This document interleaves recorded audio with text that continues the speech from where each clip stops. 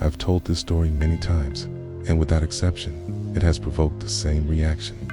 Disbelief, no matter how difficult it is for people to process, and no matter how many conventional explanations have been offered.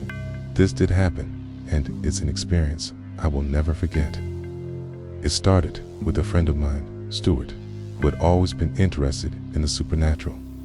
I, on the other hand, had no more interest in it than the next person.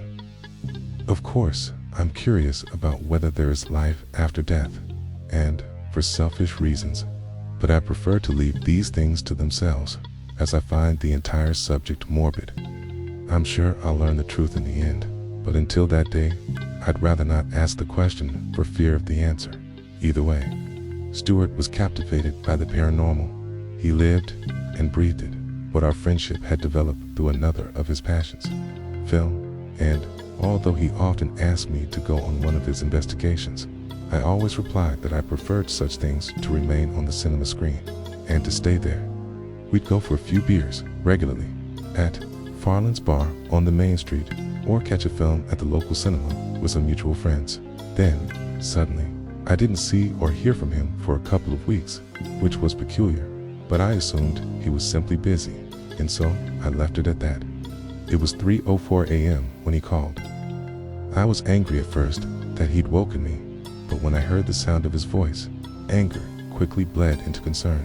Stewart was always such an upbeat guy, but that night his voice sounded distant, and there was a new uncertainty I had never sensed before, which quivered underneath each word, unsettling me. "I need you to come and get me," he said in a low whisper. "What's wrong? Where are you?" I asked. "I can't talk for long. Just come to the old botanical gardens at the edge of town." His breath became increasingly labored and agitated as he spoke. "Stewart, if you're in trouble, call the police." "Oh?" he exclaimed in a unique mix of whisper and shout. "I'm not meant to be here. They'll arrest me. Just come to the botanical gardens and send me a text when you're waiting outside. I have to go." And with that, he hung up. 10 minutes later, I was in my car and driving to the edge of Windarm town. It was an autumn night, and as I passed landmarks which were usually familiar to me during the day, each twisted tree branch and leaf-covered garden took on a more threatening nature than I was used to, the night revealing an unapparent side to the town I loved. It seemed strange to me that Stewart would be in the botanical gardens at night. He quite regularly went away on nocturnal investigations of abandoned hospitals and other supposedly haunted locations, but that place didn't seem like an obvious choice for such things.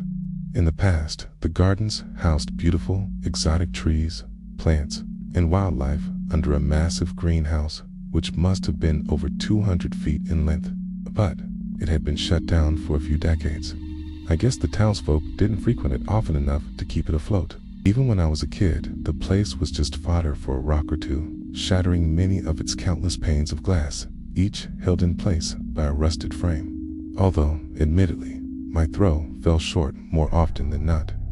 I know my dad talked about going there when he was a kid, amazed by the place, self-contained tropical landscape, even during Windarm's bleakest winters. I pulled up in front of a large metal fence.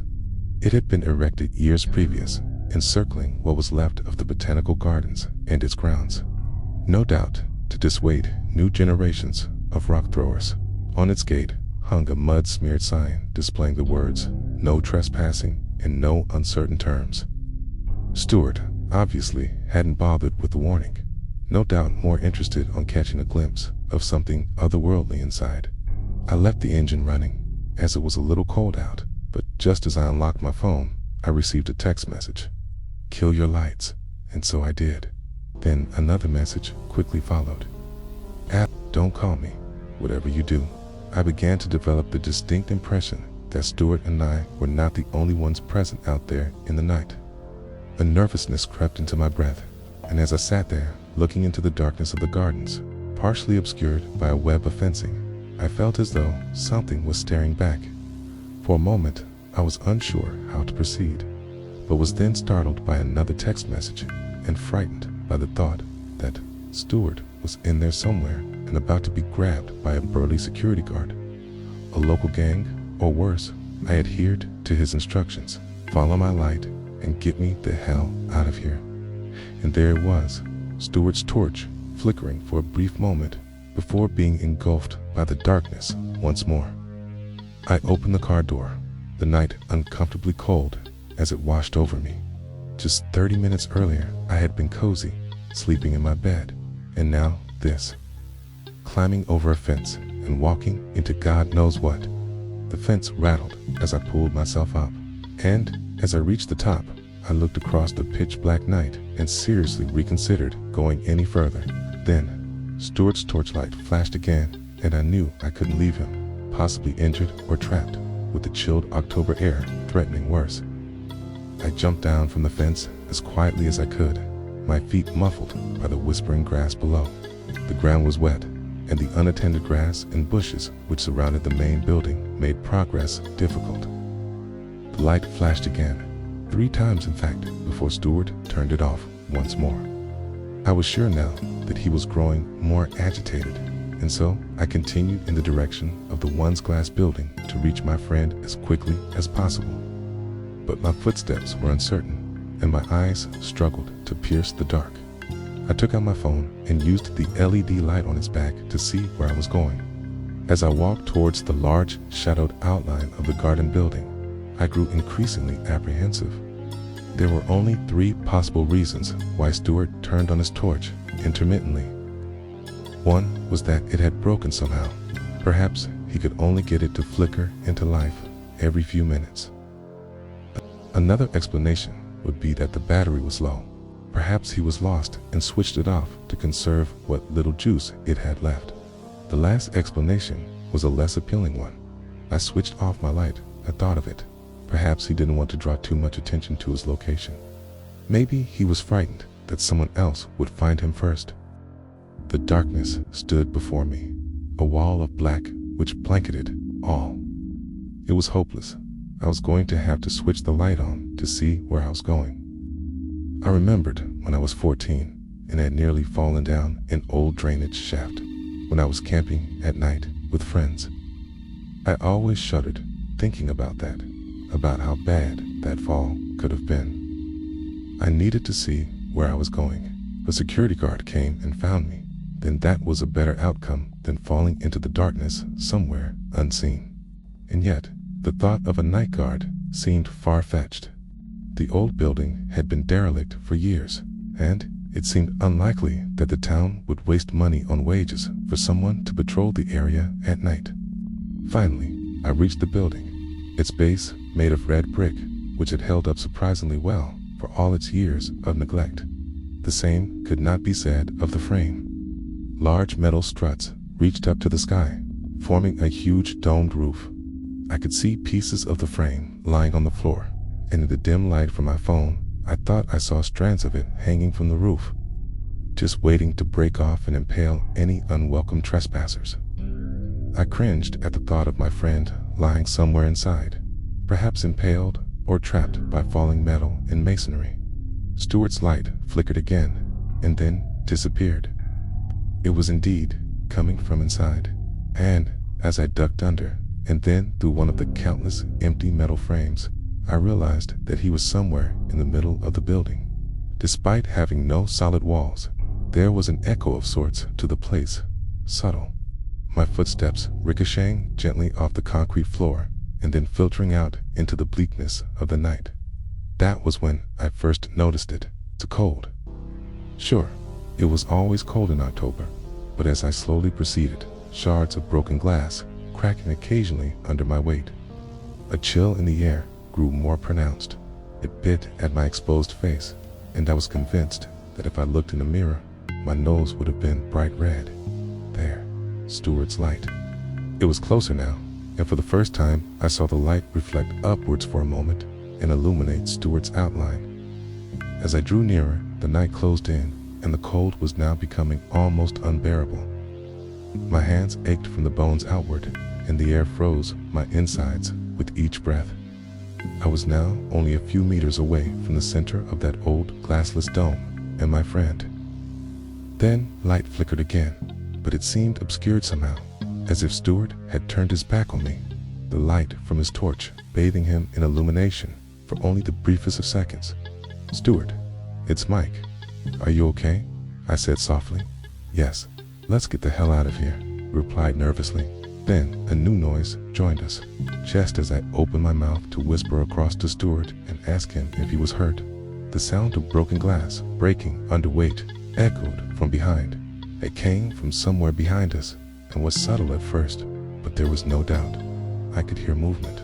Yes, footsteps, more pronounced. They were moving towards us. Then they stopped. All I could hear was my heart thumping, the adrenaline of apprehension coursing through my veins. Quickly, I switched off the light from my phone, hoping to obscure our location. "Someone else is here," I said. "I know," whispered Stewart. "They've been wandering around me for hours." Think the footsteps moved again, this time circling, prowling under cover of night. I knew then why Stewart had called me. Someone was taunting him. They had been in that broken glass dome all along, terrifying my friend and me in the process. No doubt he had been terrified. But now there were two of us, and whoever was circling, there was surely but one. I decided we would act, pick a direction, and stick to it. I moved close to my friend and whispered, "Follow me." "Sure." That word still haunts me. The light from Stewart's torch came on once more. But, you see, it wasn't a torch, and whoever I was standing right in front of was not my friend Stewart. A strange light emanated from inside the throat of what I can only describe as the figure of a woman. The light bled out through translucent skin, which seemed to take on the appearance of night, and the light forced its way up and out of her gaping mouth. At that moment, Stewart appeared from the darkness, grabbed my arm, and before I knew it, we were running. Our feet scrambled over broken glass, pummeling it further into smaller shards. I looked over my shoulder, and the horrid figure, light source and all, was chasing us. The light from her throat and mouth seemed to pulse with intermittent fury. And as we reached the metal frame of the building, she screamed words of hate and anguish, a rasping anger filled with nothing but contempt for the living. Before I knew it, we had escaped the gardens, that screeching creature seemingly constrained to the boundaries of that derelict building. We reached the fence, then the car, and then home, where I fixed both Stewart and myself a large whiskey, as we tried to calm our nerves. As it turned out, Stewart had been on one of his investigations, as I thought. He'd heard stories of strange lights coming from the old botanical gardens building at night, and thought he would check it out. He got more than he bargained for, that's for sure. At first, the old building seemed empty, but as the night drew in, he felt as though he was being watched. Suddenly, the batteries from his torch drained. The spare batteries he always carried with him were equally unresponsive, and so he was left in darkness, alone. It was then that he heard the footsteps and a woman's voice who simply kept saying, "I know you're here. I know you're watching me." To Stewart, it sounded like she was pacing up and down, occasionally standing over him as he hid on the floor. God knows what would have happened if she'd found him. I'm sure you have realized by now that Stewart claims he never called me on his phone or sent any text messages. Indeed, he dropped it in the darkness and still hasn't found it to this day. We talk about that night occasionally, and Stewart hasn't been on an investigation since. He lost his stomach for it, and who can blame him? My unease with the memory of that night, however, doesn't revolve around the fear of meeting some spectral creature in the night. I intend to stay as far away from any haunted place as I can. It's more a fear which grabs me occasionally when I really think about what that night meant. If that horrid apparition is in any way what happens to us all when we die, that we are filled with such hatred for the living, I prefer to believe that there is no life after death. For what we encountered that night was a twisted reflection of all that is good in each of us.